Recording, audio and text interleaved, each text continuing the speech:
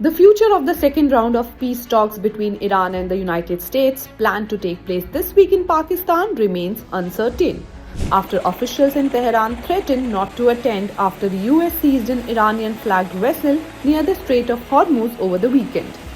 The two-week ceasefire between Tehran and Washington is set to expire on Wednesday, with Trump saying it's highly unlikely that it will be extended. Iran has meanwhile said that by imposing a blockade and violating the ceasefire, Trump seeks to turn the negotiating table into a table of surrender or to justify renewed warmongering.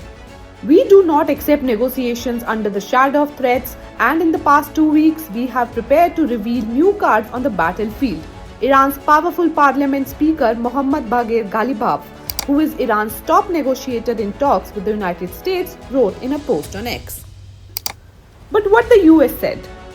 However, amid the uncertainty over talks, Trump has issued a stark warning declaring that if the fragile 2-week ceasefire with Iran expires without a breakthrough, then lots of bombs start going off.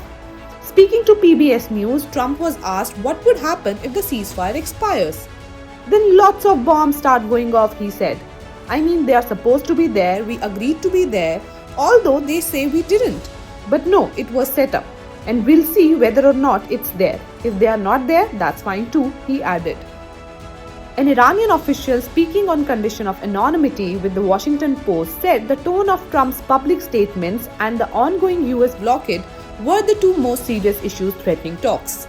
They claimed the two sides largely agreed on the outlines of a deal, but Trump's public maximalism risks scuttling the diplomatic progress. Mediators in Pakistan have also reportedly conveyed similar messages to the Trump administration, warning against strong public rhetoric.